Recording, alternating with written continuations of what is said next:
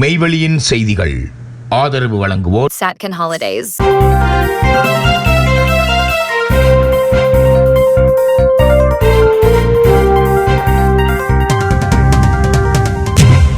வணக்கம்.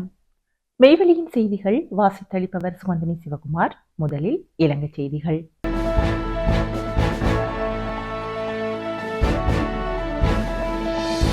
தமிழீழ விடுதலை புலிகளுடன் இணங்கி செயற்பட்டிருந்தால் மஹிந்த ராஜபக்சவுக்கு நோபல் சமாதான விருது கிடைத்திருக்கும். நாமல் ராஜபக்ச தெரிவிப்பு.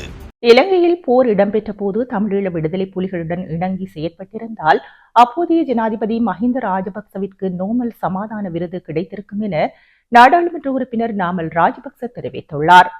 சமூக பாதுகாப்புகளின் போது மக்களின் சார்பில் செயல்பட்டுள்ளதாக அவர் தெரிவித்துள்ளார். கோவிட் பெருந்தொற்று காலப்பகுதியில் 4 தடவைகள் ரூபாய் 5000 கொடுப்பனவு வழங்கப்பட்டதாக அவர் தெரிவித்துள்ளார். தற்போதைய நெருக்கடி நிலையை விடவும் கோவிட் காலம் மிகவும் சிக்கல் மிகுந்த காலம் என அவர் சுட்டிக்காட்டியுள்ளார். தமிழீழ விடுதலை புலிகளுக்கு எதிரான போரின் போது நீங்கள் அந்த பக்கத்தை பார்த்துக் கொள்ளுங்கள், நாங்கள் இந்த பக்கத்தை பார்த்துக் கொள்கின்றோம் என ஜனாதிபதி மஹிந்த தீர்மானித்திருந்தால் இன்று அவருக்கு நோபல் சமாதான விருது கிடைத்திருக்கும் என நாமல் ராஜபக்ச குறிப்பிட்டுள்ளார். எனினும் சமூகத்தின் நலனை கருத்தில் கொண்டு போரை வென்றதாக அவர் சுட்டிக்காட்டியுள்ளார். தமிழீழ விடுதலை புலிகளை தோற்கடித்த காரணத்தினால் கொலைகாரராகவும் திருடராகவும் மஹிந்த சித்தரிக்கப்பட்டார் என அவர் குறிப்பிட்டுள்ளார். கோவிட் காலத்தில் மக்கள் பாதிக்கப்படுவதை தவிர்ப்பது தமது இலக்காக காணப்பட்டது என குறிப்பிட்டுள்ளார். சர்வதேச நாணய நிதியம் போன்ற அமைப்புகளின் ஆலோசனைகளை கருத்தில் கொள்ளாது மக்களை பாதுகாப்பதற்காக தமது அரசாங்கம் சிரத்தையுடன் செயல்பட்டது என நாமல் ராஜபக்ச சுட்டிக்காட்டியுள்ளார். அரகலைய போராட்டம் முன்னெடுக்கப்பட்ட போது பங்களாதேஷ் மற்றும் நேபாள் போன்று போராட்டக்காரர்களை கொலை செய்யாது நாங்கள் ஒரு அடி பின்வாங்கி சமூகத்தில் ஏற்படவிருந்த பாரிய பாதிப்பினை தவிர்த்திருந்தோம் என நாமல் ராஜபக்ச தெரிவித்துள்ளார். ஜனநாயக ரீதியாக மக்களின் மத கொள்கைகளின் அடிப்படையில் ஆட்சி செய்ததாக அவர் தெரிவித்துள்ளார். எப்பொழுதும் மக்களின் தேவைகளுக்கு ஏற்றவாறு செயல்பட வேண்டும் எனவும் மக்கள் விரும்பினால் ஆட்சியில் இருக்கவும் அவர்கள் விரும்பாவிட்டால் வெளியே செல்லவும் நேரிடும் என்பதை புரிந்து கொண்டு செயல்பட வேண்டும் என அவர் தெரிவித்துள்ளார். எனினும் தற்போதைய ஆட்சியில் உள்ள அரசாங்கம் நெஞ்சில் ஈரமின்றி செயல்படுவதாகவும் தம்மால் ஏற்பட்ட இழப்புகளை மக்கள் மீது திணிப்பதாகவும் நாமல் ராஜபக்ச குற்றம் சுமத்தியுள்ளார். மின்சார உற்பத்திக்கான மேலதிக செலவுகளை மக்களிடம் அறவிடப் போவதில்லை, அரசாங்கம் அதிரடி தீர்மானம். மின் உற்பத்திக்காக ஏற்படும் மேலதிக செலவுகள் எதனையும் பொதுமக்களின் மின்சார கட்டணத்தில் சேர்க்கப் போவதில்லை என ஜனாதிபதி அன்ருகுமார் திசாநாயக்க திட்டவட்டமாக அறிவித்துள்ளார். நாடாளுமன்றத்தில் இன்று உரையாற்றிய போதே ஜனாதிபதி இதனை தெரிவித்துள்ளார். நீர்த்தேக்கங்களில் நீர்மட்டம் குறைந்துள்ளதால் அதிக செலவுடைய வெப்ப மின் உற்பத்தி நிலையங்களை நம்பியிருக்க வேண்டியுள்ளது.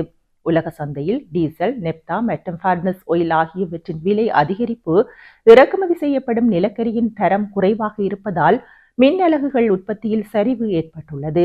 மத்திய கிழக்கு பிராந்தியத்தில் ஏற்பட்டுள்ள போர் பதற்றம் மற்றும் கப்பல் பாதை தடைகள் காரணமாக மசகு எண்ணெய் கப்பல்கள் வருவதற்கு ஏப்ரல் நடுப்பகுதி வரை தாமதமாகும் நிலை ஏற்பட்டுள்ளது.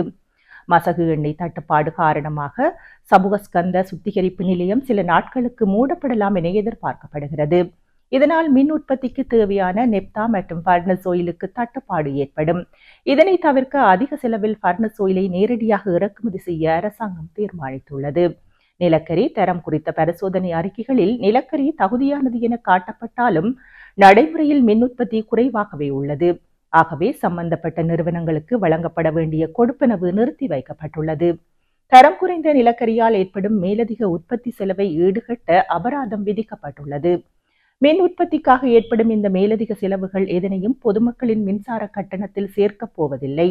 நஷ்டங்கள் அனைத்தும் தரம் குறைந்த எரிபொருளை வழங்கிய நிறுவனங்களிடமிருந்தே அறவிடப்படும் என ஜனாதிபதி திட்டவட்டமாக தெரிவித்துள்ளார். எரிபொருள் விலைக்கு பின்னால் இருக்கும் பாரிய வரி மோசடி, ஆனந்த பாலித்த தகவல். சுத்திகரிப்பு நிலையத்தை மூடிவிட்டு எண்ணெய் மற்றும் எரிவாயு நிறுவனங்கள் மக்களை சுரண்ட அரசாங்கம் இடமளித்துள்ளது. முந்தைய அரசாங்கத்தின் விலை சூத்திரத்தை விமர்சித்தவர்கள் தற்போது அதைவிட மோசமான மறைமுக சுரண்டலை மேற்கொள்வதாகவும் 1 லிட்டர் எரிபொருளில் சுமார் 165 ரூபாய் வரி அறவிடப்பட்டுள்ளதாகவும் ஐக்கிய இணைந்த தொழிற்சங்க முன்னணியின் ஒருங்கிணைப்பாளர் ஆனந்த பாலித தெரிவித்தார். இன்று கொழும்பில் நடைபெற்ற ஊடகவியலாளர் சந்திப்பில் தற்போதைய அரசாங்கத்தின் எரிசக்தி முகாமைத்துவம் மற்றும் விலை அதிகரிப்புகளை கடுமையாக விமர்சித்தார். லக்ஃபாஸ் மற்றும் லிட்ரோ நிறுவனங்கள் ஒரு சிலிண்டரில் 1300 முதல் 1700 ரூபாய் வரை அதிக லாபம் ஈட்ட அனுமதிக்கப்பட்டுள்ளதாகவும் பழைய கையிருப்புகளை வைத்துக் கொண்டு 3 முறை விலை அதிகரிக்கப்பட்டுள்ளதாகவும் அவர் குற்றம் சாட்டினார். நாளொன்றுக்கு 6600 மெட்ரிக் டன் கொள்ளளவு கொண்ட சுத்திகரிப்பு நிலையத்தை மூடிவிட்டு IOC உள்ளிட்ட வெளிநாட்டு நிறுவனங்கள் 20% லாபம் ஈட்ட வழிவகை செய்யப்பட்டுள்ளது. அமைப்பை கட்டுப்படுத்துதல் என்ற பெயரில் நீர்கொழும்பு உள்ளிட்ட சில பகுதிகளில் நேற்று முதல் 1.5 மணி நேர மின்வெட்டு ஆரம்பிக்கப்பட்டுள்ளதாக அவர் குறிப்பிட்டார். சித்திரை புத்தாண்டுக்கு பிறகு எரிபொருள் விலையை மீண்டும் பாரிய அளவில் அதிகரிக்க அரசாங்கம் திட்டமிட்டுள்ளதாக அவர் எச்சரிக்கை விடுத்துள்ளார். வடமாகாண ஆளுநரினால் கல்வி உரிமை பறிக்கப்படுகின்றது. அர்ச்சுனா MP குற்றச்சாட்டு. வடமாகாண ஆளுநர் நா. வேதநாயகத்தினால் மேற்கொள்ளப்பட்ட அவசிய தேவை கருதிய இடமாற்றத்தினால் கிளிநொச்சி, முல்லைத்தீவு, மன்னார் மற்றும் வவுனியா ஆகிய மாவட்டங்களில் உள்ள மாணவர்கள் பெரிதும் பாதிக்கப்பட்டுள்ளனர் என பாராளுமன்ற உறுப்பினர் ராமநாதன் அர்ச்சுனா குற்றம் சுமத்தியுள்ளார். பாராளுமன்றத்தில் இன்று செவ்வாய்க்கிழமை உரையாற்றிய போதே அவர் இதனை தெரிவித்தார். நாட்டில் உள்ள 25 மாவட்டங்களில் கிளிநொச்சி மாவட்டம் மிக குறைந்த கல்வி பெறுபேறுகளை கொண்ட மாவட்டமாக கணிக்கப்பட்டுள்ளது. வடமாகாணத்தை பொறுத்தவரையில் யாழ் மாவட்டத்திலிருந்தே ஆசிரியர்கள் ஏனைய 4 மாவட்டங்களுக்கும் வருகை தருகின்றனர். அண்மையில் வடமாகாண ஆளுநரால் அவசிய தேவை கருதிய இடமாற்றம் என்ற பெயரில் 190 ஆசிரியர்களுக்கு இடமாற்றம் வழங்கப்பட்டது. இந்த இடமாற்றத்தினை மனித உரிமைகள் ஆணைக்குழு தற்காலிகமாக இடைநிறுத்தியுள்ளது. அது மாத்திரமன்றி கிளிநொச்சி உள்ளிட்ட 4 மாவட்டங்களிலும் கடமையாற்றிய 360 ஆசிரியர்கள் யாழ்ப்பாணத்திற்கு இடமாற்றம் பெற்றுச் சென்றுள்ளனர். வடமாகாண ஆளுநரின் இச்செயலினால் குழந்தைகளின் அடிப்படை உரிமையான கல்வியை அவர்கள் இழந்துள்ளனர். இந்த சம்பவத்திற்கு கல்வி அமைச்சு ஏதேனும் விளக்கம் அளிக்க முடியுமா என வினவினார். இதற்கு பதிலளித்த கல்வி அமைச்சரும் பிரதமருமான ஹரணி அமரசூரிய தெரிவித்த போது, ஆசிரியர்களுக்கான இடமாற்றம் என்பது தன்னிச்சையாக மேற்கொள்ளப்படுவதொன்றல்ல. இடமாற்றங்கள் முறையான திட்டம் ஒன்றிற்கு அமைவாகவே செயற்படுத்தப்படுகின்றன. வடமாகாணத்தில் பாரிய ஆசிரியர் பற்றாக்குறை காணப்படுவதை நானும் அறிவேன். விசேடமாக கிளிநொச்சி, மன்னார், முல்லைத்தீவு மற்றும் வவுனியா மாவட்டங்களில் இது பாரிய பிரச்சனையாக உருவெடுத்துள்ளது. அதனை நிவர்த்தி செய்ய பல வேலை திட்டங்களை நாங்கள் முன்னெடுத்து வருகின்றோம். இந்த வருடத்தில் புதிய ஆசிரியர் நியமனங்களை வழங்க திட்டமிட்டுள்ளோம். எதிர்வரும் மே மாதம் அதற்கான போட்டி பரீட்சையை நடாத்த உள்ளோம். விஞ்ஞான பீடங்களில் இருந்து வெளியேறும் ஆசிரியர்களுக்கும் நியமனங்களை வழங்க உள்ளோம். பற்றாக்குறை நிலவுகின்ற பகுதிகளுக்கே முன்னுரிமை வழங்க எதிர்பார்க்கின்றோம். உறுப்பினர் அர்ச்சனா கூறுவது சரியானது. பெரும்பாலான ஆசிரியர்கள் யாழ்ப்பாண மாவட்டத்திலேயே பணிபுரிய விரும்புகின்றனர். இது ஒரு கலாச்சாரமாகவே மாறியுள்ளது. ஆசிரியர்களின் சமநிலை பரம்பலுக்கு அமைவாகவே இடமாற்றங்கள் மேற்கொள்ளப்படுகின்றன. அதற்கு எதிராக செயற்பட வேண்டாம். அவ்வாறு செய்தால் யாழ் மாவட்டத்தின் தூர பிரதேசங்களுக்கு கிடைக்க வேண்டிய ஆசிரியர் வளமும் இல்லாமல் போகும் சாத்தியம் உள்ளது என தெரிவித்தார்.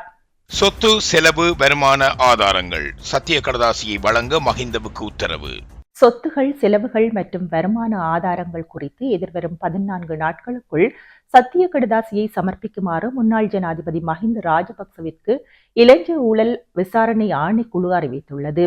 2015ஆம் ஆண்டு அவரது சொத்துக்கள் தொடர்பாக ஆரம்பிக்கப்பட்ட விசாரணைக்கு அமைவாக இதுவரை சத்திய கடதாசி சமர்ப்பிக்கப்படாமை காரணமாகவே இந்த அறிவித்தல் விடுக்கப்பட்டுள்ளது.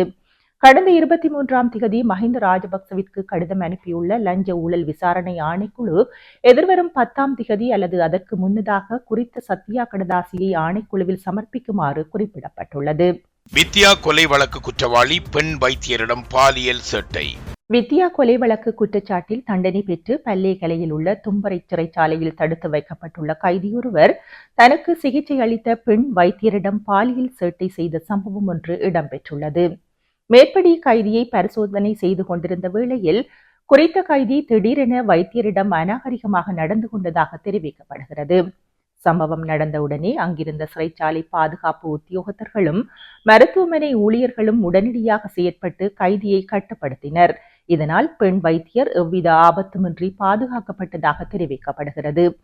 இச்சம்பவம் தொடர்பில் பல்லேகலை போலீசார் மேலதிக விசாரணைகளை முன்னெடுத்து வருகின்றனர். வித்யா கொலை வழக்கு குற்றச்சாட்டில் தண்டனை பெற்ற முக்கிய குற்றவாளிகளில் ஒருவரே இவ்வாறு அநாகரிகமாக நடந்து கொண்டதாக தகவல்கள் தெரிவிக்கின்றன. செய்திகளில் இனி வருவன இந்திய செய்திகள்.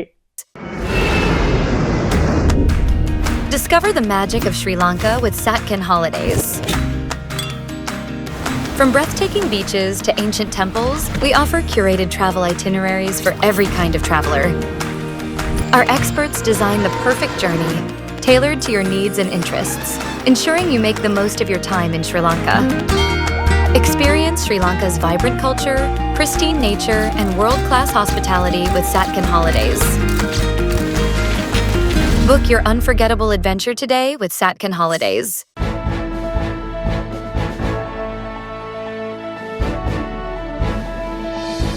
ஊழல் இல்லாத ஆட்சி வேண்டுமென்றால் விஜய் வர வேண்டும், செங்கோட்டையன் கருத்து. பாஜகவுக்கு வாக்கு செலுத்துவது என்பது நோட்டாவுக்கு வாக்களிப்பதற்கு சமம் என்று அதிமுக மூத்த தலைவர் செங்கோட்டையன் மிக கடுமையான விமர்சனத்தை முன்வைத்துள்ளார். திமுகவை வீழ்த்தும் வலிமை பாஜகவிடம் இல்லை என்று குறிப்பிட்ட அவர், தமிழக அரசியலில் ஊழலற்ற ஆட்சியை தரப்போகிறோம் என்று நடிகர் விஜயை தவிர வேறு யாராலும் துணிச்சலாக சொல்ல முடியவில்லை என பாராட்டினார். தமிழகத்தில் நடைபெறவிருக்கும் சட்டமன்ற தேர்தலில் தமிழக வெற்றிக் கழகம் 234 தொகுதிகளிலும் வெற்றி பெற்றாலும் அதில் ஆச்சரியப்படுவதற்கு எதுவும் இல்லை என்று செங்கோட்டையன் தெரிவித்தது அரசியல் வட்டாரத்தில் பெரும் அதிர்வலைகளை ஏற்படுத்தியுள்ளது. ஊழலற்ற நிர்வாகத்தை முன்னிறுத்தும் விஜயின் அரசியல் நகர்வு மற்ற கட்சிகளுக்கு பெரும் சவாலாக இருக்கும் என்பதை அவரது இந்த பேச்சு உறுதிப்படுத்துவது போல் அமைந்துள்ளதாக தெரிவிக்கப்படுகிறது. சீமானுக்கும் காரைக்குடிக்கும் சம்பந்தம் கிடையாது, கார்த்தி சிதம்பரம். தமிழக சட்டமன்ற தேர்தல் வரும் 23ஆம் தேதி நடைபெற உள்ளது. இதனை முன்னிட்டு தற்போது தேர்தல் பரப்புரை சூடுபிடிக்க தொடங்கியிருக்கிறது. இந்நிலையில் காரைக்குடியில் பிரச்சாரம் செய்திருந்த காங்கிரஸ் எம்பி கார்த்திக் சிதம்பரம் நாம் தமிழர் கட்சியின் ஒருங்கிணைப்பாளர் சீமானை கடுமையாக விமர்சித்துள்ளார். சீமான் இந்த முறை காரைக்குடி சட்டமன்ற தொகுதியில் களமிறங்குகின்றார். திமுக தலைமையிலான மதசார்பற்ற முற்போக்கு கூட்டணியில் இடம்பெறவிருக்கும் காங்கிரஸ் கட்சிக்கு காரைக்குடி தொகுதி ஒதுக்கப்பட்டிருக்கிறது. அதேபோல அதிமுக தலைமையிலான தேசிய ஜனநாயக கூட்டணியில் அமமுகவுக்கு காரைக்குடி தொகுதி ஒதுக்கப்பட்டிருக்கிறது. இந்நிலையில் காரைக்குடியில் இன்று காந்தி சிதம்பரம் பிரச்சாரத்தில் ஈடுபட்டார். அப்போது பேசிய அவர், காரைக்குடியை பொறுத்தவரை கை சின்னத்தில் மாங்குடியும், குக்கர் சின்னத்தில் வேறு ஒரு வேட்பாளரும், புதிதாக வந்திருக்கும் கட்சியின் சார்பில் மற்றொரு வேட்பாளரும், நாம் தமிழர் கட்சியில் சீமானும் நிற்கின்றார்கள். இதில் கவனிக்க வேண்டியது என்னவெனில், சீமானுக்கு இங்கு ஓட்டு கிடையாது. சீமானுக்கு இங்கு சொந்த வீடு கிடையாது. அவருக்கும் நமக்கும் சம்பந்தம் கிடையாது. தேர்தல் சமயத்தில் இங்கு வருவார், பின்னர் காணாமல் போய்விடுவார். கடந்த முறை திருவொற்றியூரில் போட்டியிட்டார், அங்கு தோல்வியை தழுவினார். அதன் பின்னர் அவர் திருவொற்றியூரில் எட்டிக்கூட பார்க்கவில்லை.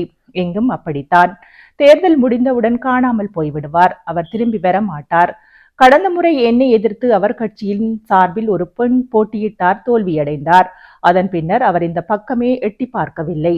சீமான் கட்சி இப்படித்தான். தேர்தல் சமயத்தில் டூரிஸ்ட் மாதிரி வருவார்கள், பின்னர் சென்று விடுவார்கள். எனவே இந்த தொகுதியில் நல்லது கெட்டது என அனைத்துக்கும் வருபவர் காங்கிரஸ் வேட்பாளர் மாங்குடிதான். சீமான் வந்தாரெனில் செட்டிநாடு விருந்து போட்டு பிள்ளையார்பட்டிக்கு அனுப்பி விபூதி வைத்து அனுப்பி வைப்போம் என தெரிவித்தார். செய்திகளில் தொடர்வன உலகச் செய்திகள்.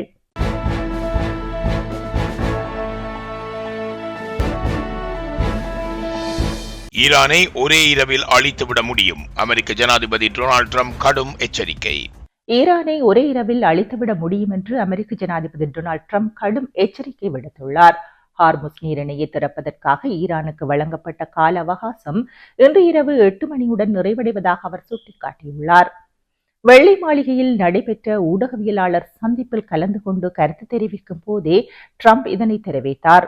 இரவு 8 மணிக்குள் தமக்கு ஏற்றுக்கொள்ளக்கூடிய உடன்படிக்கைக்கு ஈரான் வர தவறினால் அந்த நாட்டுக்கு எதிராக கடுமையான அழிவுகரமான தாக்குதல்கள் நடாத்தப்படும் என்று அவர் கூறினார். நள்ளிரவுக்குள் ஈரானின் பாலங்கள் மற்றும் மின் உற்பத்தி நிலையங்கள் முழுமையாக அழிக்கப்படும். ஈரான் மீண்டும் கற்காலத்திற்கு தள்ளப்படும் என்றும் அவர் எச்சரித்துள்ளார்.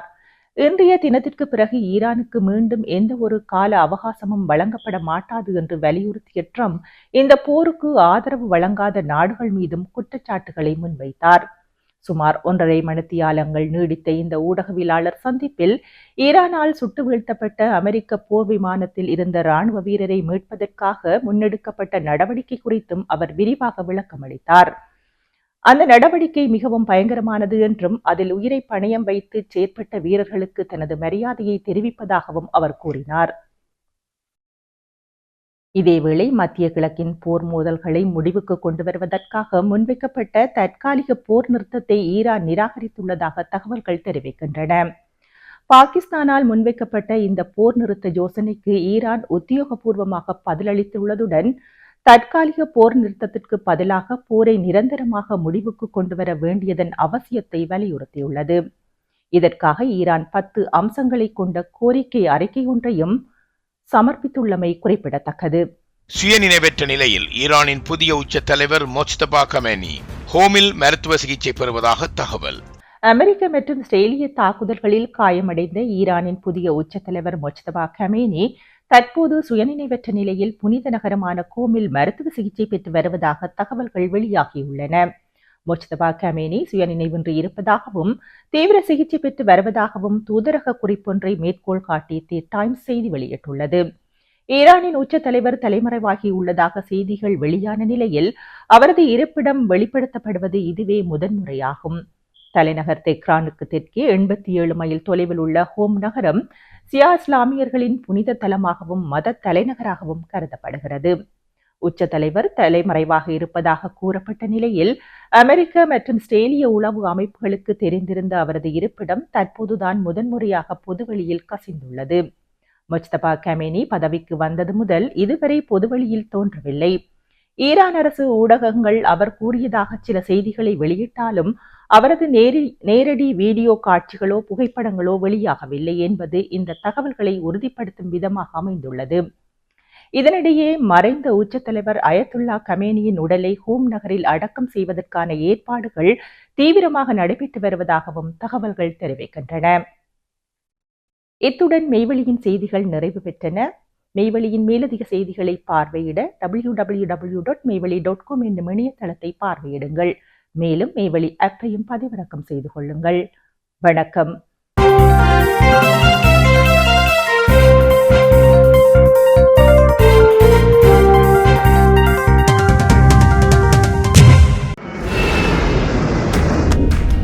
Discover the magic of Sri Lanka with Satkin Holidays. From breathtaking beaches to ancient temples, we offer curated travel itineraries for every kind of traveler. Our experts design the perfect journey, tailored to your needs and interests, ensuring you make the most of your time in Sri Lanka. Experience Sri Lanka's vibrant culture, pristine nature, and world-class hospitality with Satkin Holidays. Book your unforgettable adventure today with Satkin Holidays.